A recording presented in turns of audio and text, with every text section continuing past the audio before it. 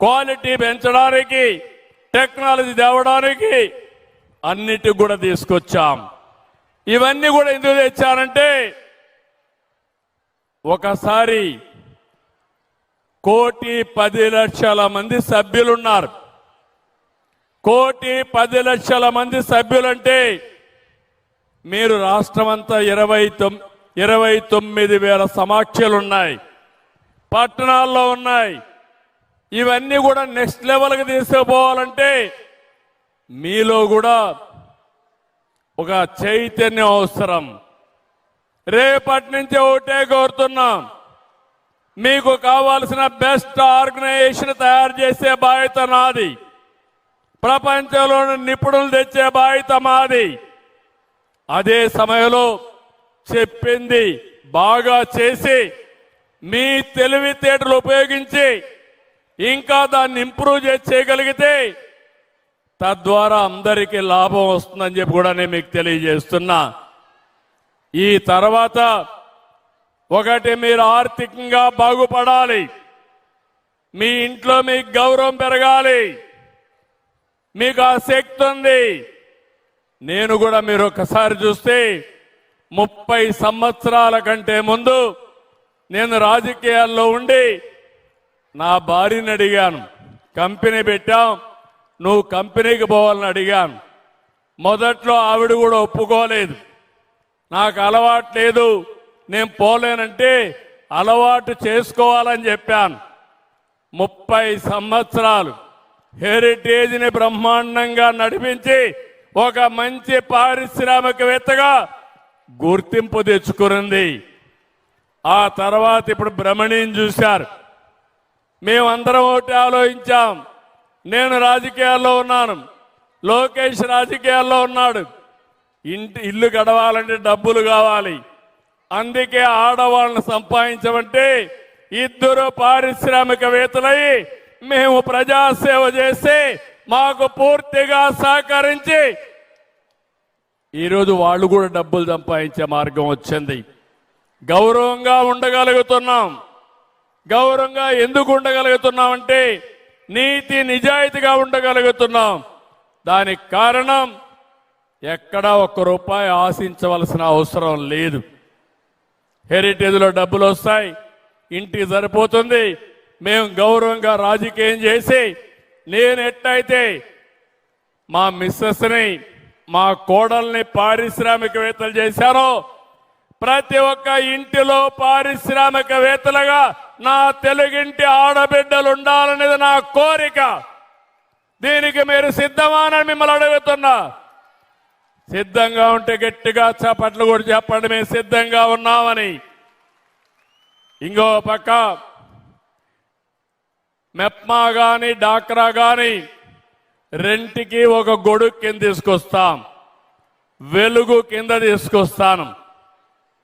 ఈరోజు వెలుగు కింద ఎవరైనా పేదవాళ్ళు ఉంటే వాళ్ళని పేదరికం నుంచి పైకి తెచ్చే కార్యక్రమాలకు శ్రీకారం చుడతాను. ఆ తర్వాత మీరు ఒక్కసారి ఆలోచిస్తే P4 తీసుకొచ్చాం, పబ్లిక్ ప్రైవేట్ పీపుల్స్ పార్ట్నర్షిప్ కింద. దానికి కూడా కార్యక్రమం పెట్టాను. MBK మార్గదర్శి బంగారు కుటుంబాలు. 10 లక్షల మంది బంగారు కుటుంబాలు ఉన్నారు, 1,00,000 మంది మార్గదర్శులు ఉన్నారు. ఆర్థికంగా బాగుండే 10% కిందన ఆర్థికంగా ఇబ్బందుల్లో ఉండే 20% సహాయం చేయాలి. ఇది నిరంతరం జరగాలి. నేను ఒకటే ఆలోచిస్తున్నాను, నేను కష్టపడేది నా స్వార్థం కోసం కాదు, నా జాతి కోసం. మీ జీవన ప్రమాణాలు పెరగాలి, మీ జీవితాల్లో వెలుగు రావాలి. అది రావాలంటే అందరికీ ఆర్థిక వెసులుబాటు రావాలి. అందరూ చిన్నగానే పుడతాం.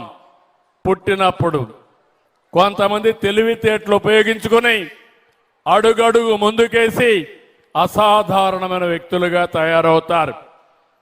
ఒక ఎన్టీ రామారావు గారు, ఒక గాంధీజీ, ఒక మహాత్మా గాంధీ, లేకుంటే పారిశ్రామికవేత్తలు తీసుకుంటే ఏ వ్యక్తిని తీసుకున్నా ఈరోజు మా ఆడబిడ్డలకు చెప్తున్నా, మీలో కూడా ఆ శక్తి ఉంది, సామర్థ్యం ఉంది, తెలివితేటలున్నాయి. పదును పెట్టండి, మిమ్మల్ని పైకి తీసుకొచ్చే బాధ్యత నాది, అందిపుచ్చుకునే బాధ్యత మా ఆడబిడ్డలదని మరొక్కసారి విజ్ఞప్తి చేస్తున్నా. ఈ అంతర్జాతీయ మహిళా దినోత్సవం నేను ఈ విషయం కూడా చెప్తున్నా. భద్రత కాడ మాత్రం ఏమాత్రం రాజీ లేదు. అయితే 5 సంవత్సరాలు గంజాయి బ్యాచ్ని తయారు చేశారు, బ్లేడ్ బ్యాచ్లు తయారు చేశారు. ఆడబిడ్డలకు రక్షణ లేకుండా పోయింది. నేను ఈ సభలో ఒకటి హామీ ఇస్తున్నా, ఎవడైనా మా ఆడబిడ్డలకు జోలికొస్తే అదే చివరి రోజు గుర్తుపెట్టుకోమని ఆ దుర్మార్గుల్ని హెచ్చరిస్తున్నా. చంద్రన్న ఉన్నంత వరకు మీకు ఏమాత్రం భయం లేదు. గట్టిగా ఉండండి. ఎవరన్నా కానీ మాట్లాడితే మీరు కూడా వాళ్ళకు బుద్ధి చెప్పే పరిస్థితి రావాలి. నేను అడుగుతున్నా, ఒక్కొక్క ఊర్లో డాక్రా సంఘాలున్నాయి, మెప్మా సంఘాలున్నాయి. 1,10,00,000 కుటుంబాలు ఇందులో మెంబర్లుగా ఉన్నారు. ఎవడో ఒకడు గంజాయి తీసుకొని మీ జోలుకొస్తే వదిలిపెడతారా అని అడుగుతున్నా. మొన్నే మీరు చూశారు, సమాజంలో ఉండే ఇలాంటి దుర్మార్గాల్ని అరికట్టే బాధ్యత కూడా మీదే. ఒకప్పుడు మీరే చేశారు. ఎవరన్నా తాగి అఘాయిత్యాలు చేస్తే ఆ ఊర్లో కట్టడి చేసిన ఘనత కూడా మా మహిళలదేనని చెప్పి కూడా నేను మీకు తెలియజేస్తున్నా. ఈ విషయంలో కూడా మీరు చొరవ తీసుకోండి. ఈ రాష్ట్రంలో అనేక పోలీసులందరూ కూడా పెట్టి ఎక్కడికక్కడ చర్యలు తీసుకుంటున్నాం. ఇప్పుడు ఇక్కడ చూస్తే మీ హోమ్ మినిస్టర్ కూడా అనిత గారు ఒక ఆడబిడ్డే, ధైర్యంగా ఉన్నారు, మీకు అండగా ఉంటారు. మీకు ఎక్కడన్నా ఏదైనా జరిగితే ఒక్క ఫోన్ చేసి వారికి చెప్పండి, ఇమ్మీడియట్గా ఆవిడ అటెండ్ అవుతుంది. ఒకవేళ ఆవిడ అటెండ్ కాకపోతే నాకు కూడా ఒక ఫోన్ పెట్టండి. ఎవడైనా తాట తీసి మిమ్మల్ని రక్షించుకునే బాధ్యత నాదని మా ఆడబిడ్డలందరికీ హామీ ఇస్తున్నా. ఇది కాకుండా ఈరోజు మీరందరూ గుర్తుపెట్టుకోవాలి, మీ ఆరోగ్యం చాలా ముఖ్యం. సర్వైవికల్ క్యాన్సర్ కానీ, బ్రెస్ట్ క్యాన్సర్ కానీ ఇలాంటి వచ్చే ప్రమాదం ఉంటుంది, వస్తున్నాయి కూడా. ఎక్కడ నిర్లక్ష్యం వద్దు. ఆడబిడ్డలు ఆరోగ్యంగా ఉంటే ఆ కుటుంబం ఆరోగ్యంగా ఉంటుంది. కాబట్టి దీనికి కూడా ఏమేం చేయాలో అన్నీ చేస్తాం. నేను ఇప్పటికే పరీక్షలు చేపిస్తున్నాను. ఎంతమంది ఉన్నారో ఐడెంటిఫై చేస్తున్నాం. ముందుగానే పరీక్షలు చేస్తే కాపాడుకోవడం కూడా ఈజీ అవుతుంది, రాకుండా చేయడం ఈజీ అవుతుంది. ఇది కూడా చేస్తామని చెప్పి కూడా నేను మీకు తెలియజేస్తున్నా. ఇంకో పక్కన నేను ఒకటే మిమ్మల్ని అందరినీ కోరుకుంటున్నాను. ఈరోజు రాష్ట్రంలో 2030 కంతా ఎస్డిజి ఉంది, అంటే సస్టైనబుల్ డెవలప్మెంట్ గోల్స్. ఇది కూడా యునైటెడ్ నేషన్స్ ఎప్పటికప్పుడు మానిటర్ చేస్తుంది. ఏదైతే మెటర్నిటీ మార్టాలిటీ, ఎవరైతే ప్రసవించే సమయంలో ఆడబిడ్డలకు ఇబ్బంది లేకుండా చనిపోకుండా చూడవలసిన అవసరం ఉంది. మొత్తం ప్రపంచంలో ఒక మార్కు చూస్తే 70 కంటే 1,00,000 మందికి తక్కువ ఉండాలి. మన రాష్ట్రంలో 30 మంది ఉన్నారు. మనకంటే బాగా కేరళ 19 మంది ఉన్నారు. ఇండియాలో 103 ఉంది. వాళ్ళకంటే మెరుగ్గా ఉన్నాం. నేను ఇంకొక పక్కన మిమ్మల్ని అందరినీ కోరుతున్నా, ఒకప్పుడు నేను ఫ్యామిలీ ప్లానింగ్ కోసం పనిచేశాను, మీకు అందరికీ జ్ఞాపకం ఉంటుంది. అప్పుడు చెప్పాను, ఒక బిడ్డ ముద్దు, 2 ఓకే, 3 వద్దని చెప్పాను. ఇప్పుడు చెప్తున్నాను మళ్ళీ మీ అందరికీ, ఒక బిడ్డ వద్దు, 2 ఓకే, 3 ముద్దు. సరేనా లేదా అని అడుగుతున్నా. ఎందుకు ఈ విషయం చెప్తున్నానంటే జనాభా తగ్గిపోతా ఉంది.